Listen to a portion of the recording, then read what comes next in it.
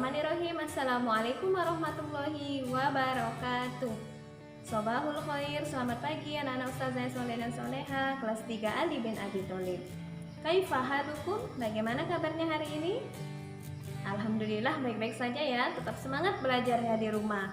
Dan hari ini berjumpa kembali bersama Ustazah Maya melalui video pembelajaran pendidikan agama Islam. Hari Kamis tanggal 29 April 2021. Seperti biasa, sebelum belajar, marilah bersama-sama kita melafazkan basmalah. Hayya nabda bi qiraatil basmalah. Bismillahirrahmanirrahim. Kita lanjut dengan membaca doa belajar. Rabbi srohli sodari wa yasirli amri wahlul uqdatam min lisani yafqahu qawli. Rabbi zidni ilma warzuqni fahma. Inilah materi yang akan kalian pelajari pada pagi hari ini. Silakan anak-anak ustazah di rumah disimak baik-baik ya dan diperhatikan apa yang ustazah jelaskan. Baiklah, jadi hari ini kita akan melanjutkan materi tentang kisah Nabi Ibrahim alaihi salam. Kalau di buku cetak ada di halaman 65. Nah, kita akan mengenal dulu siapa Nabi Ibrahim alaihi salam. Jadi Nabi Ibrahim alaihissalam adalah putra dari Azar dan ibunya yang bernama Matsani. Nabi Ibrahim lahir di kota Mughir, sebelah selatan negeri Babilonia. Dan ayah Nabi Ibrahim alaihissalam adalah seorang pembuat patung. Patung buatan Azar dijual di kota Babilonia untuk disembah. Jadi Raja Babilonia saat itu bernama Raja Namrud. Kemudian bagaimana Nabi Ibrahim mencari kebenaran? Dia mencari siapakah Tuhan sebenarnya? Kemudian apa mukjizat dari Nabi Ibrahim alaihi salam? Dan keteladanan apa yang bisa kita pelajari dari kisah Nabi Ibrahim alaihi salam?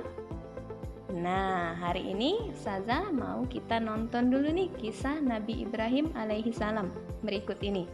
Silakan ditonton dan disimak baik-baik ya.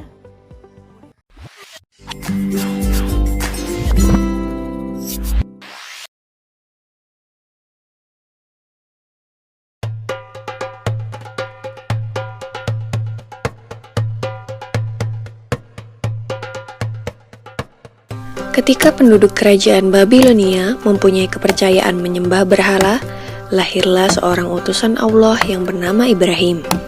Beliau adalah putra dari Azar yang merupakan keturunan dari Nabi Nuh alaihi salam. Ayah Nabi Ibrahim adalah seorang pemahat patung yang cukup terkenal. Saat masih kecil, Nabi Ibrahim membantu menjual patung-patung buatan ayahnya. Karena sering berkeliling menjual patung, Nabi Ibrahim pun bertanya-tanya, "Wahai ayahku, apakah engkau percaya bahwa semua patung yang dibuat ini adalah Tuhan yang pantas?"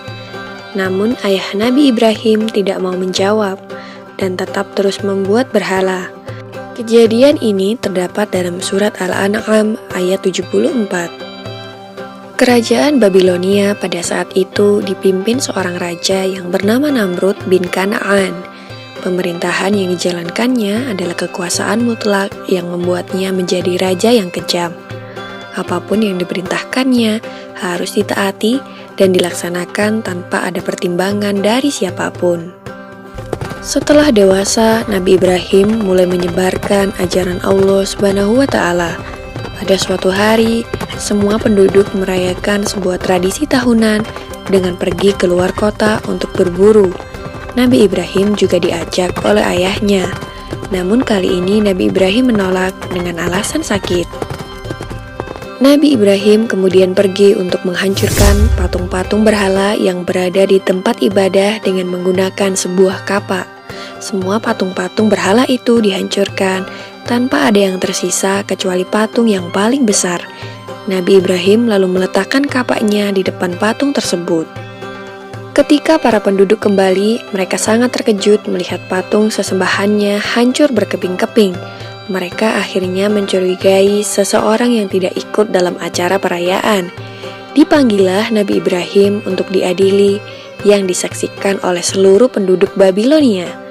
Dalam keadaan ini, Nabi Ibrahim mulai berdakwah secara terang-terangan. Dalam pengadilan itu, terjadilah percakapan antara Nabi Ibrahim dan Raja Namrud. Diawali dengan Raja Namrud yang bertanya kepada Nabi Ibrahim, siapakah yang menghancurkan patung-patung ini?" Nabi Ibrahim pun menjawab, "Bukan aku, patung besar itulah yang menghancurkannya." Raja Namrud dengan geram kembali berkata, "Mana mungkin patung itu bisa bergerak dan memegang sebuah kapak, sedangkan untuk berbicara saja dia tidak mampu." Disinilah kecerdikan Nabi Ibrahim dalam berdakwah. Dengan tegas beliau menjawab, "Jika engkau tahu bahwa patung itu tidak bisa bergerak, bahkan berbicara saja ia tidak mampu, mengapa kalian semua menyembahnya?" Dengan jawaban ini, maka terdiamlah seluruh masyarakat Babilonia termasuk Raja Namrud. Tetapi dengan kekuasaan mutlaknya, Raja Namrud dengan marah memerintahkan prajuritnya untuk membakar Nabi Ibrahim. Dalam keadaan yang demikian, Nabi Ibrahim tetap tenang dan memohon pertolongan kepada Allah Subhanahu wa Ta'ala. Sebuah tiang yang kuat didirikan sebagai tempat Nabi Ibrahim diikat dan dibakar. Setelah kayu sudah siap mengelilingi Nabi Ibrahim, disulutlah kayu itu dengan api atas perintah Raja Namrud. Api itu dengan cepat mulai membesar. Masyarakat Babilonia pun mulai bersukaria melihat Nabi Ibrahim dilalap api. Namun, alangkah terkejutnya para penduduk karena Nabi Ibrahim tidak terbakar.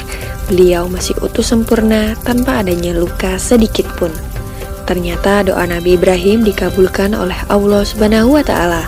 Permohonan agar diselamatkan dari api yang besar dan menyala ada dalam Al-Quran Surat Al-Anbiya ayat 69. Maka selamatlah Nabi Ibrahim dari kobaran api yang amat besar, sehingga penduduk menjadi takjub terhadap mukjizat Nabi Ibrahim. Mereka kemudian mulai mengikuti ajaran Nabi Ibrahim dan hanya menyembah Allah Subhanahu wa Ta'ala. Demikianlah kisah Nabi Ibrahim alaihissalam yang tidak luka sedikit pun meskipun dibakar api. Semoga kisah ini dapat mempertebal iman kita untuk percaya terhadap kebesaran Allah. Amin ya Rabbal Alamin.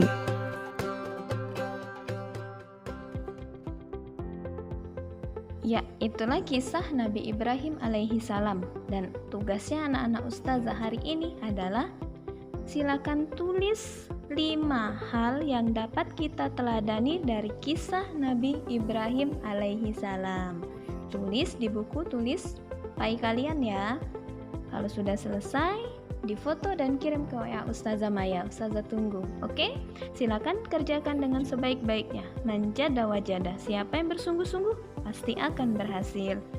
Ustazah akhiri dulu video pembelajaran pada pagi hari ini dengan bersama-sama kita melafazkan hamdalah. Alhamdulillahirabbil alamin. Wabillahi taufik wal hidayah. Wassalamualaikum warahmatullahi wabarakatuh.